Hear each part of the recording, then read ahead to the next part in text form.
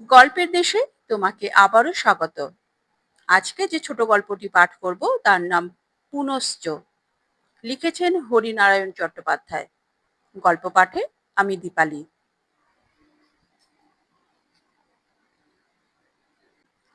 হাসপাতালের গেট ছাড়িয়ে অতনু অনেকটা দূরে নামলো।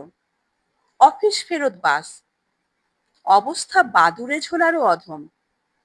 তিল ধারণের স্থান হয়তো আছে, কিন্তু মানুষ ধারণের জায়গায় রীতিমতো অভাব। চেঁচামেচি করতে করতে বাসের চাকা বার কয়েক পাক দিল। স্লথ গতিতে আর একটু এগিয়ে গেল যন্ত্রদানব। ঠেলে ঠেলে নাজেহাল অতনু রাস্তায় নামলো। মাঝপথে নামতে হলে এর চেয়ে ভব্যতর কোনো পন্থাও নেই।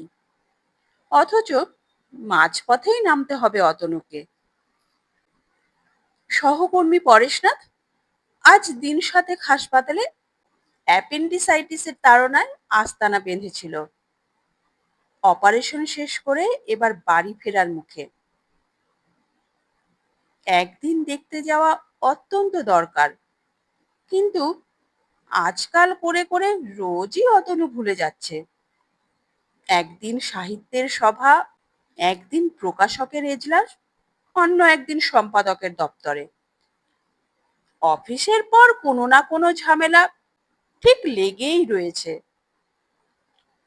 আজ অতনু মরিয়া হয়ে বাসে উঠে পড়ল, সব প্রলোভন এড়িয়ে। যতই কষ্ট হোক, মাঝপথে হাসপাতালে নেমে পরেশনাথকে দেখে তবে অন্য কাজ। তা না হলে সহকর্মীদের সামনে লজ্জায় মুখ তুলতে পারবে না। একেবারে গেটের পর থেকেই ফুলের বাগান শুরু হয়েছে দুপাশে। সব গাছের সব ফুলের নামও অতনু জানে না। ডালিয়া, কার্নেশন, ক্যালেন্ডুলা, আর ওগুলো বোধহয় প্যানজি আর ডায়ান্স। কিন্তু তবু এসব জানা অজানা ফুলের গন্ধ ছাপিয়ে বাতাসে উগ্র ওষুধের গন্ধও ভেসে আসছে। এধারে ওধারে উদ্বিগ্ন মুখের সার, ত্রস্ত মানুষের দল। পাশ কাটিয়ে অতনু এগিয়ে গেল। ওয়ার্ডটা একেবারে শেষের দিকে, অনেকটা পথ হাঁটতে হয়। কিন্তু শীতের পড়ন্ত বিকেলে অল্প কনকনে ঠান্ডায় হাঁটতে অতনুর ভালোই লাগলো। বিশেষ করে জনাকীর্ণ বাস থেকে মুক্তি পেয়ে এমন অবারিত দাক্ষিণ্যের সুযোগ নিতে মনও সায় দিল। বাঁক ঘুরতে গিয়েই অতনু থেমে গেল। থোকায় থোকায় সাদা সাদা ফুল ফুটেছে। ম্লান গন্ধ বাতাসের ঝলকে ছড়িয়ে পড়ছে। ঠিক তার নিচেই একটা ইনভ্যালিড চেয়ার, মেরুন রঙের একটা শালে কোমর পর্যন্ত আবৃত। অসহায় করুণ একটি মুখ, নিরক্ত পাণ্ডুর। পিছনের এই ফুলগুলোর বর্ণ আর সুষমার সঙ্গে কোথায় যেন মিল রয়েছে। মেয়েটির স্কার্ফটি গলা থেকে খুলে রাস্তার ওপরে পড়ে গিয়েছে। অনেক চেষ্টা করেও সে স্কার্ফটা কুড়োতে পারছে না। এদিক ওদিক চাইছে, বোধহয় নার্সের আশায়। কয়েক মুহূর্তের একটু দ্বিধা, কিন্তু মেয়েটার করুণ ব্যথাতর দৃষ্টির সঙ্গে দৃষ্টি মিলতেই অতনু সংকোচ সরিয়ে রাখল। এগিয়ে গিয়ে স্কার্ফটা কুড়িয়ে নিয়ে, না, মেয়েটির হাতে নয়, সযত্নে তার গলায় বেঁধে দিল। অতনুর মনে হলো পাংশু রক্তহীন মুখে ক্ষণেকের জন্য একটু রক্তের লালিমা লাগলো। তারপর ক্লান্ত নিস্তেজ কণ্ঠস্বর শোনা গেল, ধন্যবাদ। অতনু আর দাঁড়ালো না, পাশ কাটিয়ে সিঁড়ির দিকে চলে গেল। পরেশনাথকে ঘিরে এক পাল লোক। তার স্ত্রী, পুত্র, কন্যা তো ছিলই, তাছাড়া বাপের বাড়ি শ্বশুর বাড়ি মিলিয়েও বড় কম লোক আসেনি। এদের সকলের কাছে অতনু পরিচিত নয়। কিন্তু এরা যে তার নামের সঙ্গে পরিচিত সেটা বুঝতে পারল পরেশনাথের আহ্বান করার ভঙ্গিতে। আরে এসো এসো, সাহিত্যিক অতনু রায় এসো, কি ভাগ্য আমার, এতদিনে মনে পড়লো। অতনু সংকুচিত হলো, একটা টুলে বসতে বসতে বলল, আর বলো না পরেশদা, রোজই একটা না একটা ঝঞ্ঝাট লেগে রয়েছে, আসবো আসবো করেও আসতে পারছি না। আরে ভাই, তা তো হবেই, তোমরা হচ্ছ খ্যাতিমান সাহিত্যিক, তোমাদের তো সময় পাওয়াই দুষ্কর।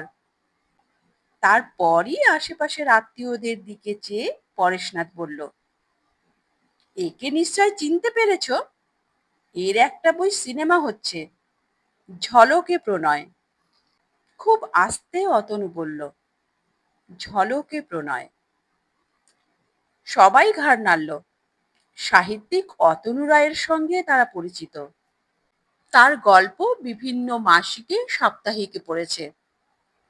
অন্য সময় হলে অতনু বেশ একটু উৎফুল্লই হতো, এমন সব সমজদার শ্রোতার সামনে ইনিয়ে বিনিয়ে নিজের সাহিত্যিক জীবনের কাহিনী বলতো।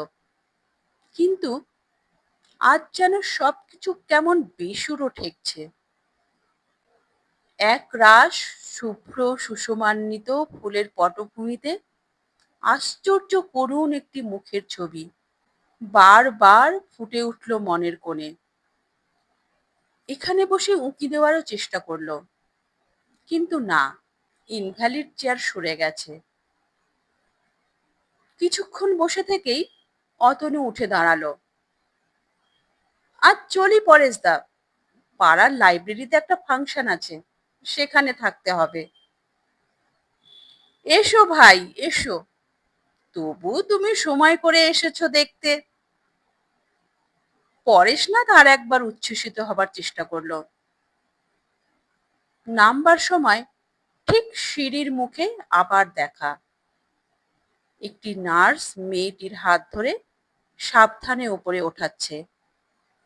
দু একটি ধাপ উঠছে, দম নিচ্ছে কিছুক্ষণ, তারপর নার্সের ওপর শরীরের ভার ছেড়ে দিয়ে পা মেপে মেপে ফেলছে। অতনুর মুখোমুখি হতেই মেয়েটি থেমে গেল। এই অল্প পরিশ্রমেই কপালের দুপাশে ঘামের বিন্দু জমেছে। উত্তেজনায় গলার নীল শিরার জাল প্রকট, অল্প কাঁপছে ঠোঁট দুটো। অতনু হাসল, হাসবার চেষ্টা করলো, তারপর মনে পড়ে গেল মেয়েটির সঙ্গে পরিচয়ের মাত্রা এমন বেশি নয় যাতে মুখোমুখি দেখা হলে হাসি দিয়ে সম্ভাষণ করা যেতে পারে। সারাটা পথ অতনুর পরেশনাথের কথা একবারও মনে হলো না। পরেশনাথ সেরে গেছে, তাকে দেখে এমন কিছু অসুস্থ মনে হলো না, কয়েকদিনের মধ্যে বাড়ি ফিরে আসবে। কিন্তু ওই মেয়েটি এখনো রীতিমতো অসুস্থ, ফ্যাকাশে নিষ্প্রভ চেহারা, মনে হয় খুব শক্ত অসুখ থেকে সবে উঠেছে, এখনো শরীর ঠিক হয়নি। বাস থেকে নেমে বাড়ি যাবার রাস্তায় কথাটা অতনুর মনে হলো। বিকেল 4টে থেকে 6টা হাসপাতালে বাইরের লোক আসার সময়। এই সময়টুকু রোগীরা সাগ্রহে অপেক্ষা করে থাকে, মাত্র 2 ঘন্টা। এই সময়টুকু আত্মীয় স্বজন নিয়ে হাসপাতালের পরিবেশ ভুলতে চায়, যে জীবন থেকে সাময়িকভাবে সরে এসেছে তার আস্বাদ পাবার চেষ্টা করে। অথচ মেয়েটি এই সময়টাই ইনভ্যালিড চেয়ারে ঘুরে বেড়ালো নার্সের সাহায্যে। তার মানে তাকে দেখতে আসার বুঝি কেউ নেই, কোনো আত্মীয় স্বজন, পরিচিত বান্ধব? পরের দিন ছুটি হতেই অতনু বেরিয়ে পড়ল। অন্যদিন ভিড় কাটাবার জন্য অফিসেই থেকে যায়, খবরের কাগজ পড়ে কিংবা হাঁটতে শুরু করে কলেজ স্ট্রিটের দিকে, প্রকাশকদের পাড়ায়। সেদিন একেবারে সোজা বাসে উঠে পড়ল। ভিড় ঠেলে পকেট সামলে ঠিক হাসপাতালের গেটের সামনে এসে নেমে পড়ল। নেমেই খেয়াল হলো, পরপর দুদিন এলে পরেশনাথ কি মনে করবে? এমনিতে কতদিন আসেনি, আর হঠাৎ একেবারে এত দরদ উতলে উঠল যে বন্ধুর জন্য। কর্তব্য, কর্তব্য। এতদিন আসেনি বলেই এখন ঘন ঘন আসা দরকার। মানুষ আপদে বিপদেই যদি না দেখলো, তবে বন্ধুত্বের আর দাম কি? নিজের মনকে অতনু বোঝাবার চেষ্টা করলো।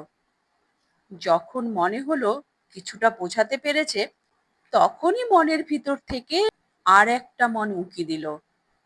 সে মনের চেহারা দেখেই অতনু শিউরে উঠল, সবেগে মাথা নাড়ল। না, না, এটা সত্যি নয়। রুগ্না জ্যোতিহীন বিবর্ণ একটি মেয়ের আকর্ষণে অতনু হাসপাতালের দরজায় এসে দাঁড়িয়েছে, এমন অসম্ভব কথা সে মনের কোণেও ঠাঁই দেয়নি। থোকা থোকা সাদা ফুল, মদির সুরভি। অতনু দাঁড়িয়ে পড়ল, দেখলো এদিক ওদিক। না, মেয়েটি কোথাও নেই। অবশ্য মেয়েটি যে এমন সময় এখানে থাকবে, এমন কথা ছিল না। তবু অতনু আশা করেছিল ইনভ্যালিড চেয়ারে আগের দিনের মতনই মেয়েটি ক্লান্ত অসহায় দৃষ্টি মেলে চেয়ে থাকবে। একটু দাঁড়িয়ে অতনু দ্রুত পা চালালো, কিন্তু আর কোনো ভান করে লাভ নেই। নিজের নিরাবরণ মনের ছবিটা স্পষ্ট দেখতে পেল। নিজের গোপন আকাঙ্ক্ষার মুখোমুখি দাঁড়ালো। বন্ধুকে দেখবার সমস্ত উৎসাহ স্তিমিত। একবার মনে হলো এখান থেকেই ফিরে গেলে কেমন হয়? কেউ দেখতে পাবে না, জানতেও পারবে না। নিজের কাছে ছাড়া আর কারো কাছে ধরা পড়বার কোনো ভয় নেই। ভালোই আছে পরেশনাথ, বেশ ভালোই আছে। আত্মীয় স্বজন পরিবৃত হয়ে এই সময়টা একটু শূন্য মনে হবার কথা নয়। কাজেই হন্তদন্ত হয়ে অতনুর রোজ তাকে দেখতে আসার কোনো মানেই হয় না। তবু অতনু এগিয়ে গেল, এত কথা ভাবা সত্ত্বেও। আস্তে আস্তে সিঁড়ি বেয়ে উঠল, ধাপ মেপে মেপে, অনিচ্ছুক একটা মানুষের মতন। দুতলায় উঠেই দাঁড়িয়ে পড়ল। একেবারে সামনের বেডের ওপর মেয়েটি বসে, তৃষিত দৃষ্টি। বুঝি কারো অপেক্ষা করছে। পলকের জন্যই কথাটা মনে হলো, ওই পলকের জন্যই। সঙ্গে সঙ্গে অতনু বেয়াদব অসম্ভব একটা চিন্তাকে শাসন করল। তা কখনো হয়? হতে পারে? মনে একটা তৃষ্ণা নিয়ে ব্যাকুলভাবে অতনু যে জন্য ছুটে এসেছে, মেয়েটিও কি সেই সম্ভাবনায় ভর দিয়ে এভাবে এই সময় অপেক্ষা করছে? চোখাচোখি হতেই মেয়েটি হাসল। কি জানি, অতনুর মনে হলো মেয়েটি হঠাৎ ঠোঁট দুটো ঈষৎ প্রসারিত করে হাসির ভান করল। দু চোখের দৃষ্টিতেও যেন পরিচিতির চিহ্ন। কিছু না ভেবেই অতনু হাত দুটো জোর করল, বলল, নমস্কার। মেয়েটিও হাত দুটো তুলল, দুটো ঠোঁট কাঁপল। কি বলল বোঝা গেল না। অতনু আরেকটু এগিয়ে এলো, বেডের কাছাকাছি। বলল, আপনার লোকজন এখনো কেউ আসেনি বুঝি? মেয়েটির সারা মুখে সামান্য রক্তের ছিট। খুব আস্তে বলল, আমার কাছে তো কেউ আসে না। কেউ বলেনি, মেয়েটির দিক থেকে কোনো অনুরোধ নয়। তবু অতনু আশ্চর্য এক কাণ্ড করলো। এক পাশ থেকে টুলটা টেনে নিয়ে তার উপর বসে পড়ল। কেন? কেউ আসে না কেন? কেউ নেই আপনার? মেয়েটি ঘাড় নাড়ল। আছে, দাদা বৌদি। কিন্তু আমি হাসপাতালে আসার দুদিন পরেই দাদার শিলিগুড়ি বদলি হয়ে গেছে, তাই আসবার লোক আর কেউ নেই। আপনার কি হয়েছে? অ্যানিমিয়া। শরীরে একেবারে রক্ত ছিল না, একটুতেই অজ্ঞান হয়ে যেতাম। এখন অনেকটা ভালো আছি। এতগুলো কথা বলে মেয়েটির বোধহয় খেয়াল হলো। অতনুর দিকে একটু চেয়ে থেকে বলল, আপনি, মানে আপনার এখানে কে আছেন? আমার অফিসের এক বন্ধু রয়েছে, অ্যাপেন্ডিসাইটিস অপারেশন হয়ে গেছে, এবার বাড়ি ফিরে যাবে। আপনি দেখতে যাবেন না তাকে? সংকুচিত ভীরু কণ্ঠ। অতনু হাসল। না, তাকে দেখবার অনেক লোক আছে, খুব ভিড় সেখানে। আমি আপনার কাছেই বসবো। মেয়েটি মাথা নিচু করে বিছানার চাদরের ওপর হাত বোলাতে লাগলো। অনেকক্ষণ মাথা তুলল না। অতনু দেখল মেয়েটির স্বাস্থ্য হয়তো অপরিমিত নয়, কিন্তু কেশ সম্ভার প্রচুর। কোঁকড়ানো ঘন চুলের রাশ খোঁপা ভেঙে কাঁধে পিঠে ছড়িয়ে পড়েছে। আর কতদিন আপনাকে থাকতে হবে এখানে? এরা বলেছে দিন 15, কিন্তু জানেন, আমার আর ভালো লাগছে না। মনে হচ্ছে ছেড়ে দিলে কালই পালিয়ে যাই। এ খাঁচায় আমি আর থাকতে পারছি না। আপনি কাজকর্ম করেন কিছু? অতনু ঘনিষ্ঠ হবার চেষ্টা করলো। আমি বিয়ে পড়ি, কিন্তু এবছর বোধহয় পরীক্ষা দিতে পারবো না। ডাক্তার বলেছেন অন্তত মাস 6 পরিশ্রম করা চলবে না, বিশ্রাম নিতে হবে। মেয়েটি একটু থামলো। বাইরের জানালা দিয়ে কালো আকাশের দিকে দেখলো কিছুক্ষণ, তারপর নিঃশ্বাস ফেলে বলল, আচ্ছা, আপনি শিলিগুড়ি গেছেন কখনো? কেমন জায়গা বলতে পারেন? খুব কি ঘিঞ্জি শহর? আত্মপরিচয় দেবার একটা সুযোগের অপেক্ষাই এতক্ষণ অতনু করছিল। সঙ্গে সঙ্গে বলল, আমি একবার শিলিগুড়ি গেছি, একটা সাহিত্য সম্মেলনের অধিবেশনে। আমার আবার সাহিত্যের একটু বাতিক আছে কিনা। মেয়েটি অতনুর দিকে ঝুঁকে পড়ল, দু চোখে কৌতূহলের ঝিলিক। এতক্ষণের নির্লিপ্ততার নির্মোক যেন কিছুটা খসে পড়ল। আপনি আপনি নিজে লেখেন? সামান্য। আমি অতনু রায়। গল্প উপন্যাস পড়ার নেশা থাকলে হয়তো নামটা একেবারে অচেনা ঠেকবে না। মেয়েটি বালিশে ভর দিয়ে সোজা হয়ে বসল। বিস্মিত দুটি চোখের দৃষ্টি দিয়ে অতনুকে আরতি করে বলল, আপনার লেখা আমার খুব ভালো লাগে। লাইব্রেরিতে গিয়ে প্রথমেই আপনার বইয়ের খোঁজ করতাম। অতনু মুখে একটা করুণা মিশ্রিত হাসি ফোটালো, প্রায় তুরীয় ভাবের স্বগোত্র। গলায় ঔদার্যের সুর মিশিয়ে বলল, কাল আপনার জন্য আমার লেটেস্ট বই 2খানা নিয়ে আসব। মেয়েটি মুখ তুলেই লজ্জা পেল। অতনু কিন্তু লজ্জা পেল তার চেয়েও বেশি। কাল বই নিয়ে আসবে মানে? কাল আবার হাসপাতালে আসবে অতনু, কিন্তু কার জন্য? পরেশনাথের জন্য নিশ্চয় নয়।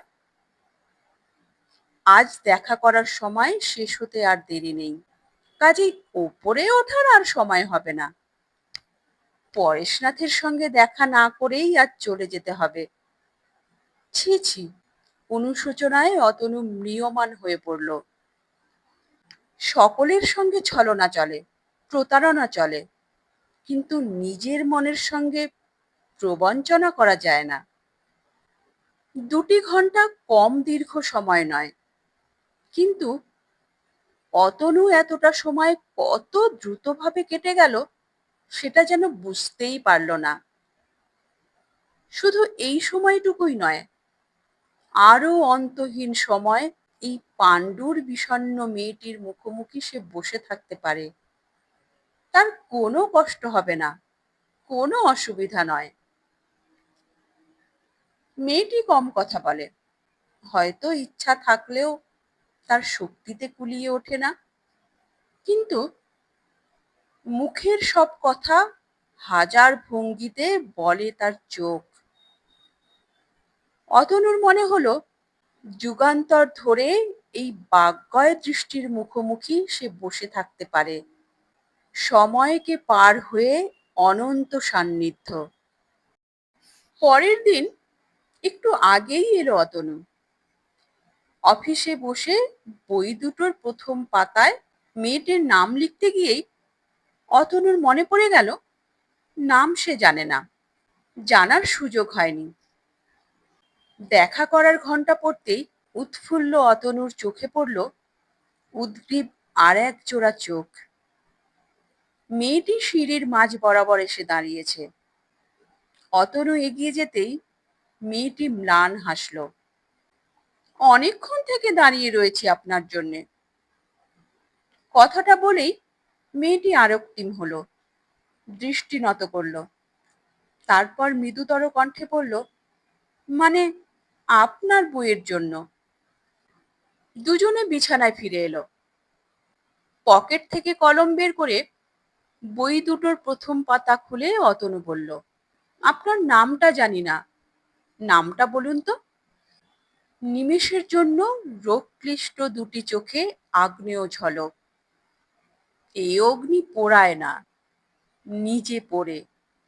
নকশা কাটা মেঝের দিকে চেয়ে খুব আস্তে বলে, কেয়া, কেয়া সেন। অতনু উৎকর্ণ হয়েছিল, তাই শুনতে কোনো অসুবিধা হলো না। না হলে চারিদিকের এই গোলমালে দু অক্ষরে ছোট্ট এই নামটি কোথায় হারিয়ে যেত। নামটা অতনু হারিয়ে যেতে দিল না, সন্তর্পণে নিজের জীবনের সঙ্গে তুলে নিল। কেয়ার দাদা আর বৌদির অনুমতি পেতে মোটেই দেরি হলো না। তাদের আগ্রহ দেখে বরং মনে হলো তারা যেন এমন একটা বোঝা এত সহজে নামাতে পেরে বেঁচে গেল। প্রথম মাস কয়েক অতনুর পা মাটিতে ঠেকল না, সে যেন হাওয়ায় ভেসে বেড়াতে লাগলো। একলা নয়, কেয়াকেও মাটি থেকে শূন্যে তুলে নিল। প্রকাশকদের দরজায় গেল না, সম্পাদকের দপ্তরের ধারে কাছে নয়, অফিস থেকে সোজা বাড়ি, অফিস আর বাড়ি, বাড়ি আর অফিস, এই পরিচিত বৃত্তের মধ্যে নিজেকে আটকে রাখলো। শেষকালে কেয়াই অনুযোগ করলো, তুমি যে বিচিত্র বীর্যকেও হার মানালে। পুরাণ বিশারদ নই, অতনু হাসলো, ব্যাপারটা খুলে বলো। অন্তপুরেই যদি কাটাবে তবে রাজকার্য চলবে কি করে? অর্থাৎ অর্থাৎ হিসেব করে দেখো, বিয়ের দিন থেকে আজ পর্যন্ত কোনো পত্রিকায় তোমার কোনো লেখা বের হয়নি। প্রকাশককে যে বইটা আগে দেওয়া ছিল সেটাই শুধু বেরিয়েছে, আর কোনো বইয়ের প্রকাশ সম্ভাবনা আছে এমন আশাও দেখছি না। অতনু হাসলো, ভদ্রে, তোমায় পেয়ে জীবন নিয়ে যেসব মিথ্যা কাহিনী এতদিন রচনা করেছি সেগুলো নিছক ছেলে খেলা মনে হচ্ছে। চালাকি রাখো, লেখা ছাড়লে লোকে আমায় গালাগালি দেবে। যদিও সাহিত্য আমার সতীন, তোমাকে মুহূর্তের জন্য অন্য কারো সেবায় নিয়োজিত করতে আমার মন চায় না, কিন্তু তবুও ওই সতীন নিয়ে ঘর করতে আমি রাজি। তোমাকে রোজ কিছু সময় লিখতে হবে। তথাস্তু, কিন্তু একটা শর্ত। অতনু কুর্নিশ করার ভঙ্গি করলো। শর্ত বলো। যতক্ষণ লিখবো ততক্ষণ তুমি পাশে বসে থাকবে, আমার শরীরে শরীর ছুঁয়ে। রাজি। তবে কথা দাও, লেখার শেষে তুমি খেতে চাইবে না। কারণ আমি তোমার কাছে বসে থাকলে তোমাকে চাঁদের জ্যোৎস্না আর মলয় বাতাস খেয়েই থাকতে হবে। প্রথম প্রথম তাই হলো। শরীরে শরীর ছুঁয়ে নয়, কেয়া কাছাকাছি বসলো। তারপর অতনুরও আর খেয়াল রইল না, লেখার মধ্যে ডুবে গেল। পারিপার্শ্বিক জগৎ থেকে বিচ্ছিন্ন হয়ে অতীন্দ্রিয় আর এক রহস্যের মধ্যে মিশে গেল। তারপর জীবনটা অনেক স্বাভাবিক হয়ে এলো। অফিস ফেরত পত্রিকা অফিসে কিংবা প্রকাশকের দোকানে হানা দিল। ফিরল বেশ রাত করে। একদিন, দুদিন, 3 দিন, 1 সপ্তাহ। কে আর চুপচাপ রইল। তারপর একদিন বলেই ফেলল, কি ব্যাপার কি বলো তো তোমার? কিসের ব্যাপার? সকাল 9টায় বের হও আর বাড়ি ফেরো রাত 9টায়। ও, এই কথা! আগে আরো 1 ঘন্টা পরে আসতাম। আগে বন্ধন ছিল না, দায়িত্ব ছিল না। সারা রাত না এলেও কেউ বলবার ছিল না। কিন্তু এখন তা নয়। পাঞ্জাবি খুলতে খুলতে অতনু হাসলো। শৃঙ্খলের ঝনৎকার যখন শুনতে পাচ্ছি, তখন বন্ধন অস্বীকার করি কি করে? রসিকতা রাখো। এতক্ষণ কি করো বলো তো? অন্যায় কিছু নয়, বিশ্বাস করো। কয়েক পাতা প্রুফ দেখলাম বসে বসে। প্রকাশকের দোকানে এক আর্টিস্টকে উপন্যাসের কাহিনীটা বললাম, যাতে তার মলাটের ছবিটা আঁকতে সুবিধা হয়।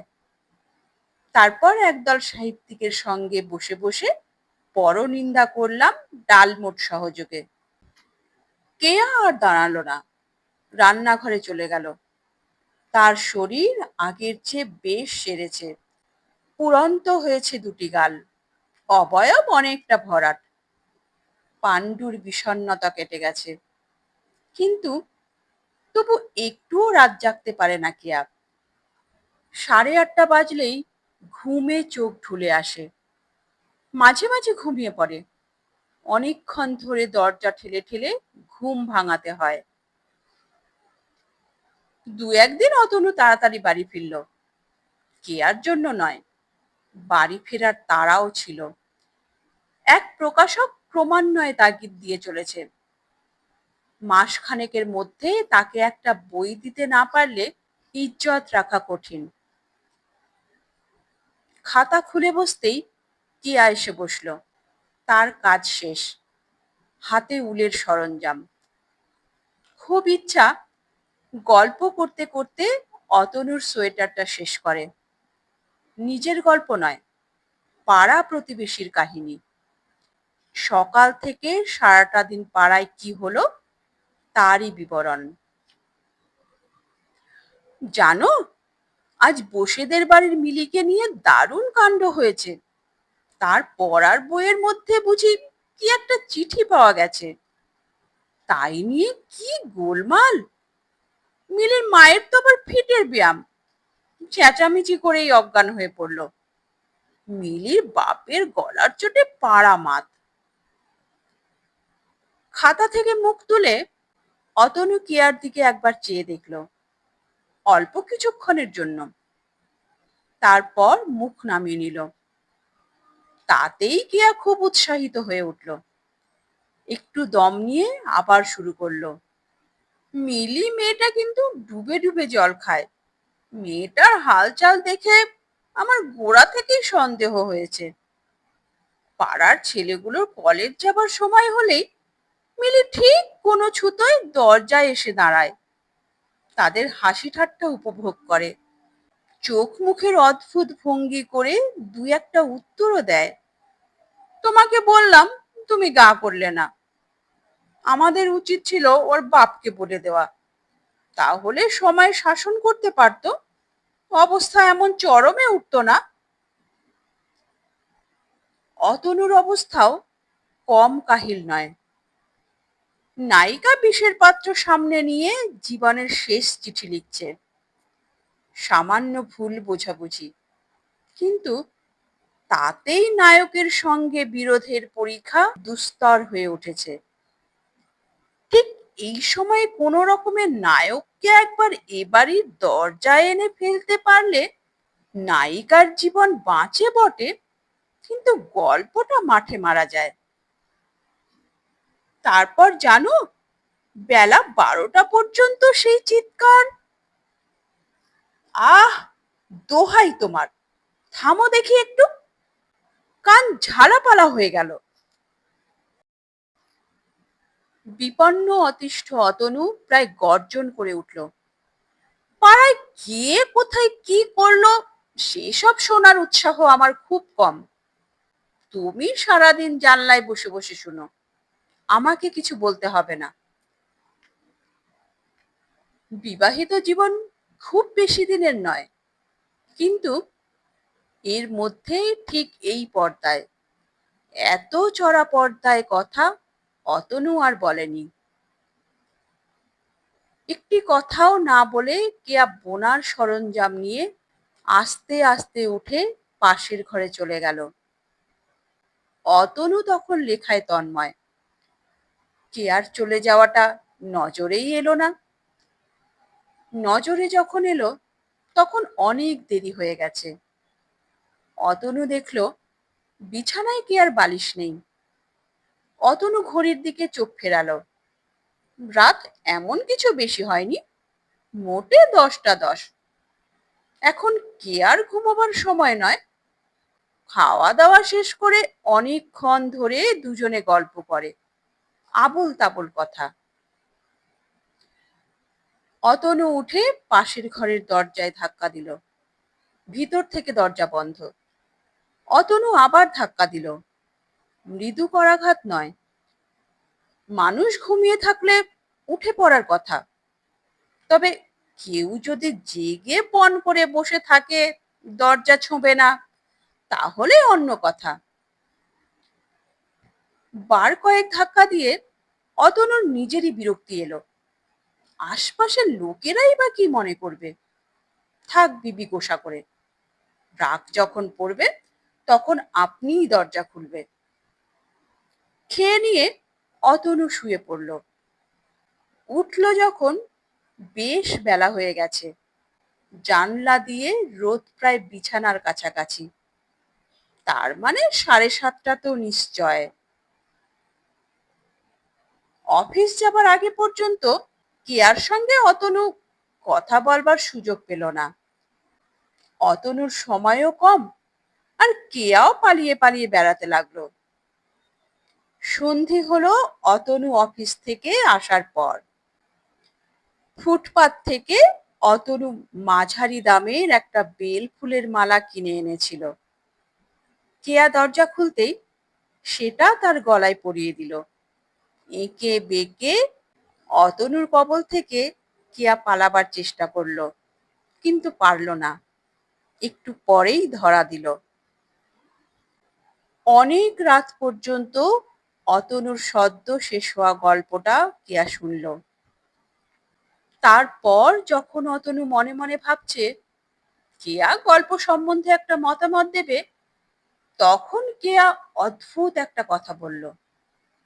শোনো, আমি বিয়ে পরীক্ষাটা দিতে চাই। সেবার অসুখে পড়লাম, দেওয়া হলো না। এখন স্বাস্থ্য তো রীতিমতো ভালো, ভাবছি দিয়েই দিই পরীক্ষাটা। অতনু আপত্তি করলো না, বলল বেশ তো, দাও না। বই টই কি লাগবে বলে দাও, এনে দেব। ওই একটি জিনিস আমরা সস্তায় পাই, জানো তো, প্রকাশকের থ্রুতে কিনলে কমিশন বাদ যাবে। বেশ, কাল আমি তোমাকে একটা লিস্ট দিয়ে দেব। অতনু মনে করেছিল কেয়া মুখ ফুটে বলেছে এই পর্যন্ত, একবার পড়া ছেড়ে এতদিন পরে আবার পড়া শুরু করবে না।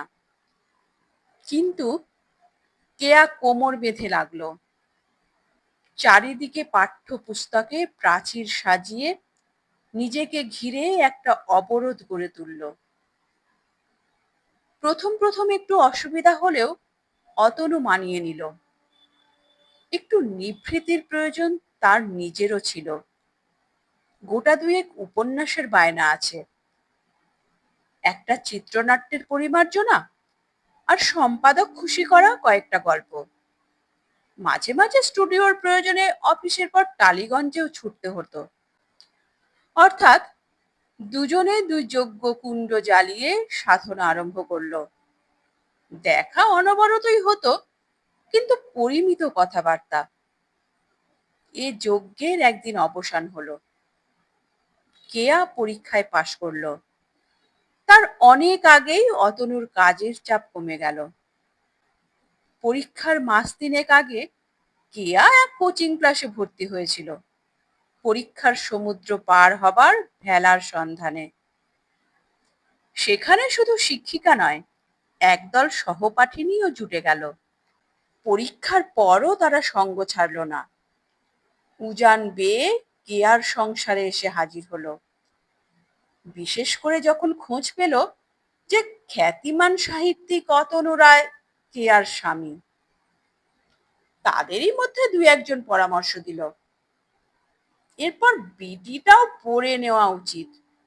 চারিদিকে স্কুলের পত্তন হচ্ছে, সেখানে শিক্ষিকা রূপে প্রবেশ করতে হলে বিটির সনদ থাকা অপরিহার্য। পড়ারও বুঝি একটা নেশা আছে, বিশেষ করে সে নেশার প্রান্তে অর্থনৈতিক স্বাধীনতার যদি ইঙ্গিত থাকে। কেয়া নেচে উঠল। বাড়ির লোকটার একটা অনুমতি দরকার। এমন একটা কথা মনে হতে অতনুর সামনে এসে যখন দাঁড়ালো, তখন অতনু কয়েক সহস্র মুদ্রা প্রসবিনী এক চিত্রনাট্য নিয়ে খুব ব্যস্ত। কেয়ার কথাটা কিছু শুনলো, কিছু শুনলো না। হাত দিয়ে মাছি তাড়ানোর ভঙ্গিতে বলল, মাথা খারাপ নাকি? আর পড়ার কোনো মানে হয় না। অতনু যদি স্বাভাবিকভাবে বারণ করত, কেয়া হয়তো মেনে নিত মনে মনে। কিন্তু অতনুর তাচ্ছিল্য আর উপেক্ষার ভাবটা কেয়াকে আঘাত করলো। কোমরে আঁচল বেঁধে শরীরটা ঝাঁকিয়ে কেয়া প্রশ্ন করলো, কেন? না কেন? অতনু খাতা থেকে মাথা তুলল, মনে সব ব্যাপারটা একবার ভেবে নিল। কেয়া পড়া নিয়ে ব্যস্ত থাকায় অতনুরও বেশ একটু অসুবিধা হয়েছে। প্রয়োজনে হাতের কাছে জিনিস পায়নি, আহার্য বস্তু তো নয়ই। এমনি তার যথেষ্ট অগোছালো স্বভাব। লেখার সরঞ্জামই শুধু নয়, দাড়ি কামাবার সেট, পরিধেয় বস্ত্র, সিগারেটের কৌটোটা হাত বাড়িয়ে না পেলেই মেজাজ খারাপ হয়ে যায়, সংসার তোলপাড় করে। কিছুক্ষণ কেয়ার দিকে চেয়ে চেয়ে দেখল। একটা প্রতিজ্ঞার স্পর্শে কেয়ার মুখটা যেন কঠিন হয়ে উঠেছে। নিজের দাবি পেশ করেই সে নিশ্চেষ্ট থাকবে না, অতনুকে তার দাবি মানতেই হবে। সংসারের শরিকের এই উদ্ধত ভঙ্গিটা অতনুর ভালো লাগলো না। তাছাড়া নানা কারণে মনটা একটু বিক্ষিপ্তও ছিল। এক প্রতারক সিনেমা কোম্পানির পাল্লায় পড়ে তার বেশ কিছুটা মেহনত বরবাদ হয়ে গিয়েছিল। স্বরে দৃঢ়তা মিশিয়ে অতনু বলল, তোমার সব কেনর উত্তর দিতে আমি রাজি নই। আমার সংসারে শিক্ষিকার প্রয়োজন নেই, আমার প্রয়োজন গৃহিণীর। ইচ্ছা করেই তাক থেকে দুটো মোটা বই পেরে অতনু সশব্দে টেবিলের ওপর রাখল। শুধু ব্যবধান রচনা করাই নয়, এই প্রসঙ্গের পরিসমাপ্তি টানার ইঙ্গিত হিসেবে। কিন্তু কেয়া থামল না। মুখের কাঠিন্য সারা শরীরে মেশালো। তারপর দৃঢ় কণ্ঠে বলল, বিটি আমি পড়বই, কোনো বাধা মানব না। কেন? তুমি যা ইচ্ছে করতে পারো। সারা দিন রাত কাগজ কলম নিয়ে হিজিবিজি, আর আমার বেলাতেই দোষ?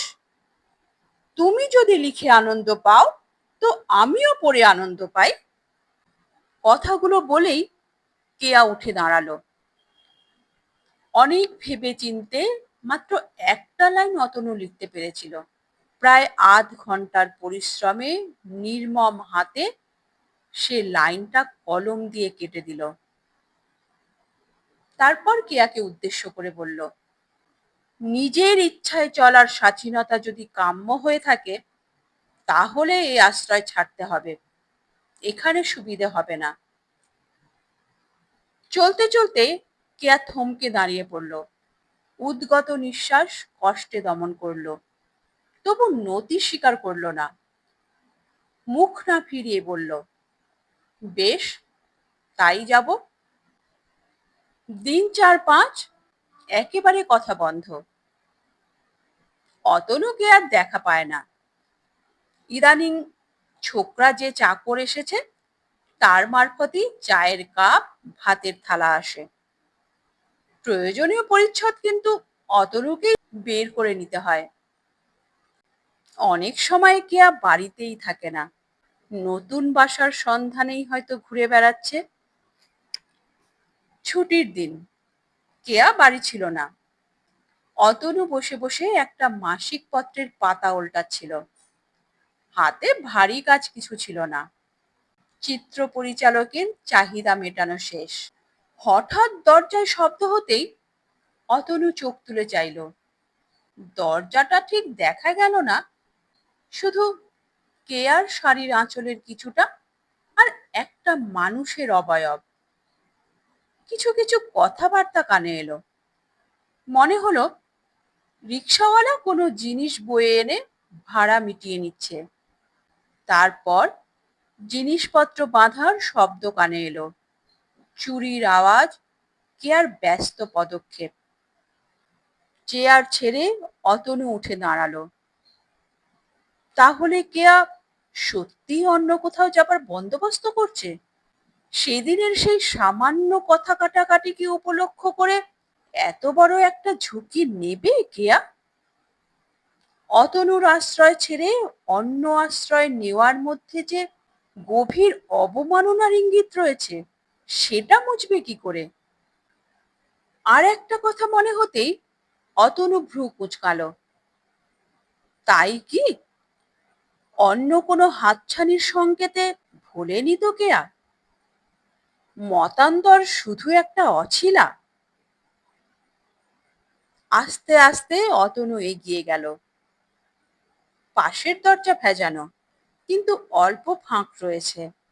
একটা মানুষকে দেখার পক্ষে যথেষ্ট। বড় একটা সুটকেস একপাশে, প্লাস্টিকের ঝুড়িতে টুকিটাকি জিনিস, হোলডলে বিছানা বাঁধা, আর তার উপর হেলান দিয়ে ক্লান্ত পরিশ্রান্ত কেয়া আধ শোয়া অবস্থায়। ক্লান্ত দৃষ্টি, নিরক্ত মুখ, খোঁপা ভেঙে কাঁধের ওপর।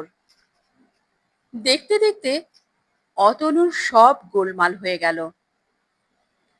অনেক দিন আগে থোকা থোকা সাদা ফুলের পটভূমিকায় প্রথম দেখা নিস্তেজ পাণ্ডুর মুখচ্ছবি ভেসে উঠল। ঠিক এমনই অসহায় অবস্থা অতনুকে উন্মনা করেছিল। সাগ্রহে সব কিছু ভুলে সেদিন সে কেয়াকে কাছে টেনেছিল, তার পথের ওপর পড়ে থাকা স্কার্ফটা কুড়িয়ে দিয়েছিল। আজ কেয়ার সারা জীবন মাটিতে লুটাচ্ছে। ইচ্ছা করলেই অতনু সাহায্য করতে পারে কেয়াকে। সংসার জর্জর ক্লান্ত মেয়েটিকে অনায়াসে উদ্ধার করতে পারে। খুব আস্তে, শব্দ না করে অতনুর দরজাটা খুলে ভিতরে ঢুকলো। কেয়ার সাড়া নেই, তেমনি নিস্তেজ ভাবে পড়ে রয়েছে। দ্রুত পায়ে অতনু হাঁটু মুড়ে কেয়ার পাশে বসলো। তার একটা হাত তুলে নিল নিজের হাতে। শিউরে উঠে কেয়া চোখ খুলল। একবার অতনুর চোখের দিকে দেখল, তারপর দৃষ্টি ফেরালো অতনুর হাতের দিকে, যে হাতে তার নিজের হাত বাঁধা পড়েছে। অনেকদিন আগের মতন ম্লান হাসল, কিন্তু সেদিনের মতো ধন্যবাদ বলল না। আরক্তিম মুখটা শুধু অতনুর বুকের মধ্যে গুঁজে দিল।